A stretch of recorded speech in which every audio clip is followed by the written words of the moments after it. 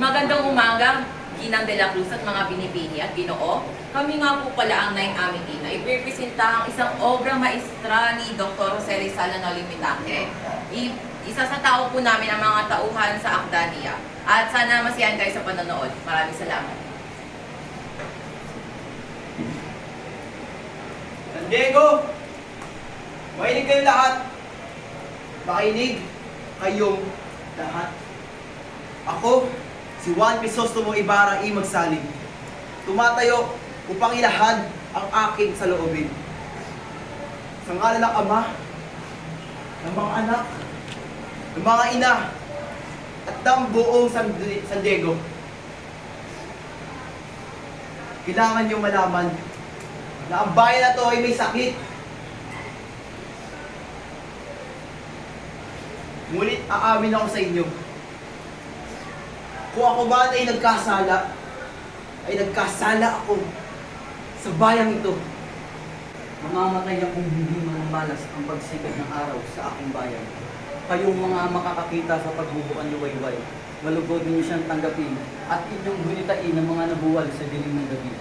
Ako si Elias, ang matalik na kaibigan ni Crisostomo Ibarra.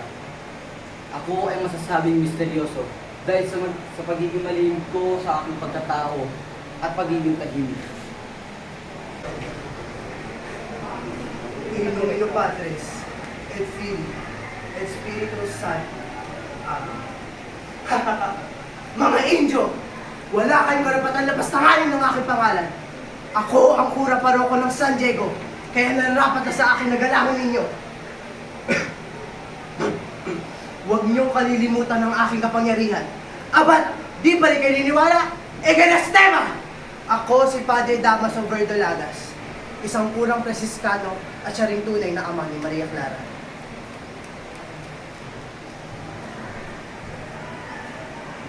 Maria Clara, kahit sa abulo, malayo man na, bagas ang iyong. Ako nga pala si Padre Bernardo Sali, isang Franciscong Padre na tuso. Franciscanong Padre na tuso at kinakatuhunan ng tao. Batid kong kilala niyo ako bilang tahimik at tila walang tibo sa maraming bagay. May mahinang pangatawan, sakitin, at oo, palaging balita. Pagpanggap man, pero may tahimik na pagnanasa kay Maria Clara.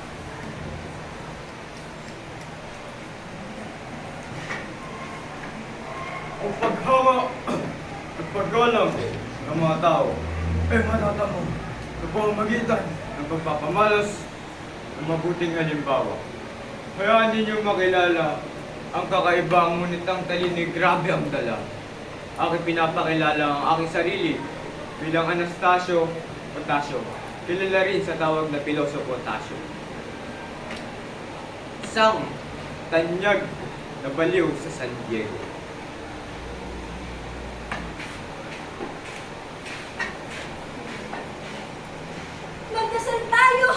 Magdasal tayo. Ang araw ng mga patay, ang nagliliwanag sa ilaw ng mga namatay ay ang mga buhay ng tao. Samahan niyo ko! Ipagdasal natin ang ating mga anak! Ipagdasal natin! Ipagdasal natin! Nakikita niyo ba? Ang ilaw sa kampanaryo? Nakikita niyo? Nakikita niyo? Si Basilio yun! Ang panganay kong anak na nagdadaos-dos sa kayupin ng kampana. At ang ilaw sa kumbento, nakikita niyo? Nakikita niyo? Si Crispin yun! Ang bunso kong anak.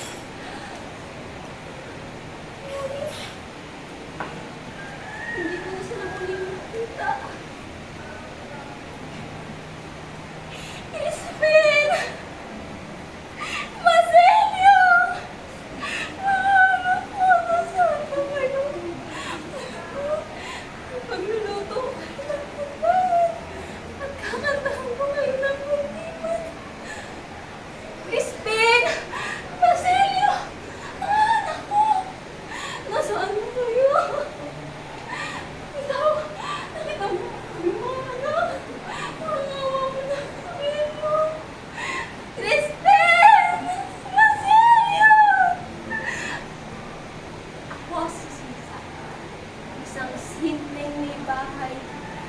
asawa ko si Pedro de los Cimigero at Salvador. Nabaliw dahil sa pagkawala ng aking dalawang anak na si Crispin at Basilio.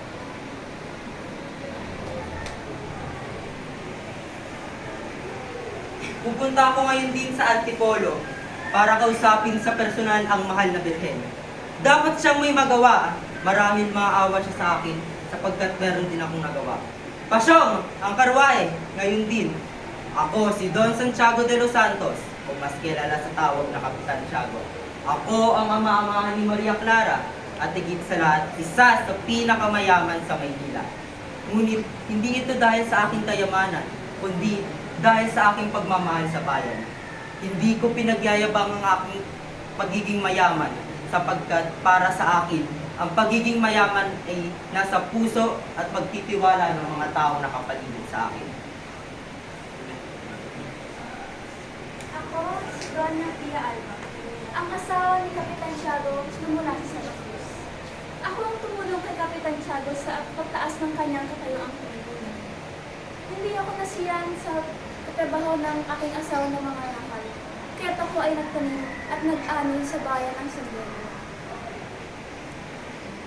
Matagal na kami hindi nagkaanak, kaya't pinayuhan kami ni Padre Damaso na kura sa San Diego na magsayaw sa fiesta sa ni San Pascual Bayan.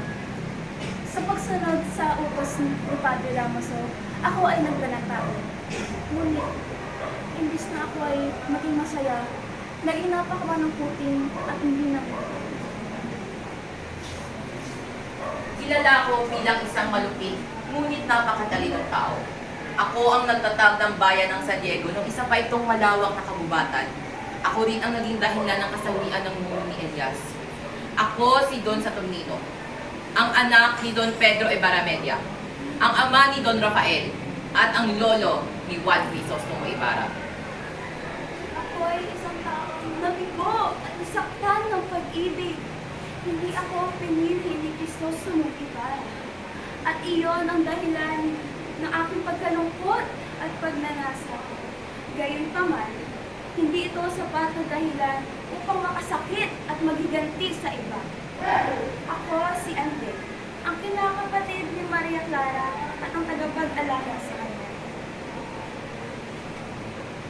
Kayo nga ay mga taong tunay, sapagkat di ninyo napagtatanto ang kasamaan ng mga prayer.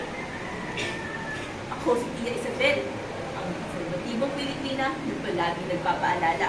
Buting tiyahin ni Maria Clara, maalalahanin at mapagmahal. Hanggang lamang ang kasiyahan niya. Kaya kung saan siya sasaya, ay susuportahan mo siya. Mga minamahal kong kababayan, ako si Don Rafael Ibarra, ang ama ni Crisostomo Ibarra. Ako ang pinakamayaman at may pinakamalawak na lupain sa loob ng San Diego. Mula sa pagbalik ko mula sa Europa, dala-dala ko na ang lihim na pagnanais na mapabuti at mapaganda ang kalagayan ng ating lipunan. Ang panahon natin ngayon ay puno ng hirap. Ngunit ito ay hindi hadlang upang tumulong tayo sa mga kababayan natin na naghihirap at namumulubi mula sa mga kamay ng mga Kastila.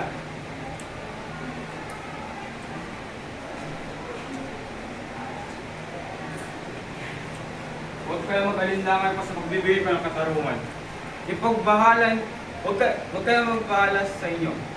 Ako si Kapitan General, ang pinakamataas na opisyal ng Pilipinas. Ako rin ang pinakamakapangyarihan sa bansa ng Espanya na kinakatawan ng hari. Ako ay ginagalang dahil sa aking kapangyarihan. Hindi ko pa naririnig ang isang inang magpasakit alang-alang sa kanyang anak. Hindi ko pa naririnig ang mga luha ng asawang iniwan ng kanyang kabiyak sa kanyang mga anak upang magtrabaho sa malalayong bayan. Ako, si Teniente Guevara. Isang tanglaw sa dilim ng kadiliman, tagapagtanggol ng mga api at isang bantayog ng katapangan. Isang bayani na naglalayong isulong ang karapatan ng mga Pilipino. Hindi sumusuko sa kahit anong hamon at hindi natatali sa kahit anong hamon. Ikaw, di mo ba ako nakikilala? Ako, si Don Tiburcio de Espadaña, isang pilay na Kastilang napadpad sa Pilipinas. Sa paghanap ng magandang pagkakakitaan, ako ay nagpanggap bilang isang doktor. Naningil ako ng malaki upang akalain nila ako ay isang magaling na doktor. Ngunit, di nagtagal. Ako ay nalaman nilang hindi isang tunay na doktor. Naganap ako ng bagong trabaho hanggang sa nakilala ko ang aking asawa na si Doña Victor. Hay nako! Ang dami namang mga tao! Napakagulo! Ang ingay! Oh, kayong mga hampas lupang ina. Hindi ba kayo magbibigay galang sa akin? Ano? Hindi! Hindi niyo ba ako nakikilala? Pues, hayaan niyo akong magpakilala sa inyo. Ako si Doña Victor de los Reyes de Espadana. Tingnan niyo ang kolorete sa aking mukha. Ang mahaba at mga garang pananamit na tila para lamang sa isang mestis. Kaya kayong mga Indio, dapat igalang ninyo ako! Naalala ko pa noon nung ako ay bata. Marami ang namangha at nanligaw sa akin. Ngunit, itinaboy ko sila, ano? Bakit naman kasi magpapakasal? Magpapasakal sa isang Indio. Hindi ito maaari! Maliit na lamang ako eh. Alam ko mapapakasal ako sa isang Espanyol. At heto ang bibig ko. Si Don Tiburcio de Espadana. Oo, hindi nga siya ganun kayaman. Mas bata pa sa akin at hindi pangaral. Ngunit, isa pa rin siyang Espanyol, no? Pinilit ko lang naman siya magpanggap bilang isang doktor. Ngayon, ako ay isa ng asawa ng doktor. Nakamit ko na ang pinakamithing arto sa syudad. Hindi lang ako maganda. Sosyal pa. Ay, alam niyo ba? Isang araw, napadaan kami sa isang bahay ng isang alpares. At nagkataon na nandun si Doña Consolacion. Abay, bigla ba namang sumigmangot at dumura sa harap ko? Napakawalang modo. Dahil Lord, nasa poder! Ako ang tunay. Ako ang tunay na may tumutis pa niya. Kaya, hinamon ko siya kung sino ba talagang mas magaling sa amin. Hindi naman kasi talaga siya totoong Doña. Isa lang naman siyang nagpapanggap. Nakita ko pa nga siya, isang labanderang mahirap. Sayang na. Madami pa sana ang masasabi kung hindi lang pinigilan ng aking asawa at ng tunay. Kaya kayo, kanino kayo kumakampi? Sa akin? O kay Consolacion? Ano? Sa kanya kayo? Sige, magsama kayo mga pangit at peke sa impyerno. Kami lang ang magagandang sosyal ang para sa lahat. Tiburcio, halika na. Iwan na natin itong mga hampas lupang ito.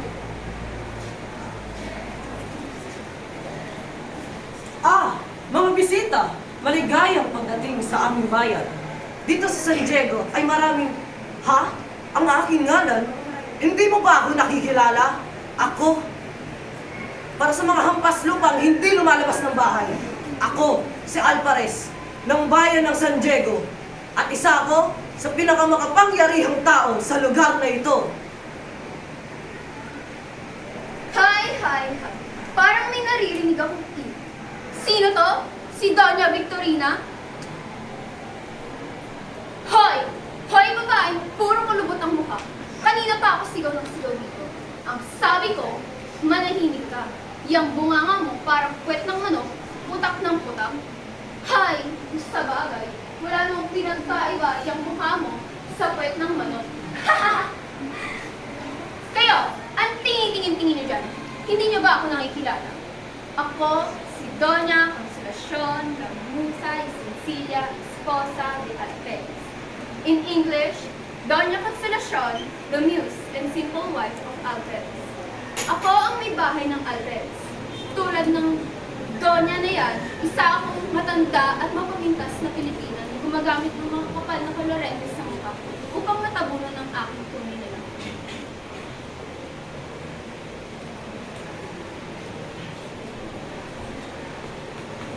Buenas tardes a todos.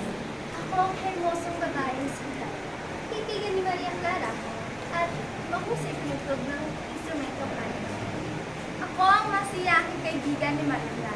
Ako si Sinang, ang anak ni Kapitan Basilio. Ako si Victoria, ang tahimik na kaibigan ni Maria. Ang aking kasintahan ay si Enrique. Si Nene, isang may lihim, palagsip, at mapangaraping babae.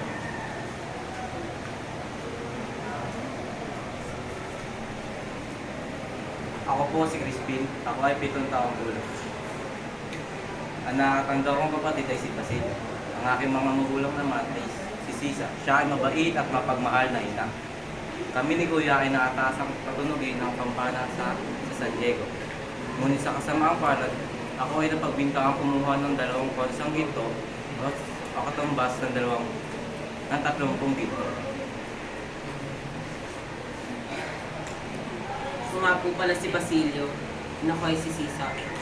Gusto ko lang naman yung magkaroon at magkasama ay magkaroon ng magandang buhay at makasama ang aking pamilya.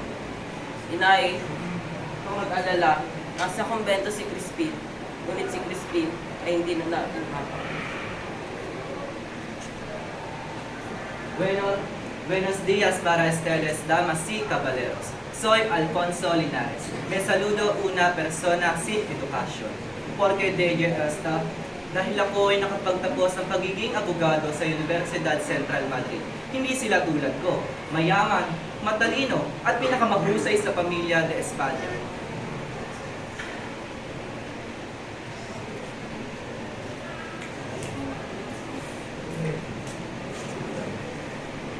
Ako si Salu, isang dalagang naninirahan sa isang simpleng puno. May kakayahang manalhin ng kasuot at palaging suot ang aking rosaryong puti sa nakasabit sa aking leeg sa ibabaw ng aking baro. Sabi nila, kalugod-lugod akong tignan sapagkat nasa akin ang kariktan na kabataan. Tinataglay rin ang mga matang nakakahalina, ilong nakatamtaman ng laki at isang bibig na matindi. Subalit, isang kagandahan na hindi agad umaakit ng paningin sa unang pagkakataon. Ako si Kapitan Tinong, ang asawa ni Tinchang. Ako ay matalik na kaibigan ni Crisostomo Ibarra. Siya ay aking kasama upang ipagtanggol ang ating bansa. Ako ay kilala bilang isang matapang at handang ipaglaban ang mga inaapi at inaabuso. Gusto ko rin na pantay-pantay ang tingin sa lahat ng tao. At higit sa lahat, mahal ko ang aking bayan. Galit at takot ang nararamdaman ko para sa aking asawa, sapagkat siya'y huhuliin para lamang ipatapon dahil sa pakikipagkaibigan kay Ibarra. Ako si Kapitana Tinsya, isang babaeng matatag. Asawa ko si Kapitan Tino at pinsan ko naman si Pinky. Ako si Kapitana Maria, ang tanging babaeng makabayan na pumapanig at pinagtatanggol ng kawawang si Ibarra na ginigipit ni Padre Damaso mula sa alaala ng kanyang ama na siyang isang ina rin. Ina ng 2 kambal na walang iniisip kundi kabutihan na sumusuporta kahit pa hindi kumantong sa pagkakabilang nila. Para saan? Para sa inang bayan! Para ipagtanggol ang inang bayan mula sa malulupit ng mga prailing yun. Kaya, halang araw, ikatutuwa ng aking puso kung ipagtatanggol ng aking mga anak ang aking pagkatao, ang pagkatao namin mga magulang. Ako si Kapitan Pablo, pinuno ng mga tulisang nagdurusa sa pang-aabuso ng kapangyarihan. Hindi ako susuko hanggang sa makamtan ng katarungan. Nagpapasalamat ako sa iyong payo, Elias. Ngunit, hindi na matigil ang apoy sa aking loob. Tutuparin ko ang aking mga pangako. Walang madadamay at walang mamamatay na inosente. Sila ang dapat na mag-alala dahil dudurugin kung sila. Ako, ang guro ng San Diego, isang matapat at determinadong tao. Alam kong ilan sa inyo hindi naniniwala sa akin, pero alam kong mahalaga ang papel ko. Kahit anong balakid, hindi kailanman may balakid upang bigyan ko ng may kalidad na aral. Kayo. Ako si Lucas, isang taong nababawal sa mga lihim at pagkukunwari. aking mamamatay puno ng lungkot at pag-aalala. Samantalang ang aking puso na babawang bait at sinulak. Ako si Maria Clara de los Santos y Alba, o mas kilala bilang Maria Clara. Ako ang kaisa-isang anak ni Don Santiago de los Santos at Pia Alba. Ako ang pinakamamahal na ilong ni Ibarra. Sapagkat tutol ang aking tunay na ama na si Padre Damaso sa pagmamahalan namin ni Ibarra, ako ay pinangkasundo ang ikasal sa isang kastilag na nagngangalang Linares. Kapag Itoong Maria, napupuno ka ng grasya. Ang Panginoong Diyos ay sumasa iyo. Ikaw pinagpala sa babaeng lahat. At pinagpala naman ang anak ng Diyos. Santa Maria, Ina ng Diyos, ipanalangin mo kaming mga makasalanan. Ngayon at kung kami mamamatay. Amen. Mama! Ano to kaya yung sinilang na may kakambal na sumpa? Pinakikiusap ko sa iyo. Ako na yung kunin at dalhin sa iyong pinaroroonan kasama ang Panginoong Diyos. Kung saan hindi na ako maaari masaktan pa. Aking ina, kunin mo na ang iyong buktong na anak. Kasama ang mga santo at mga anghel. Mi vida ya no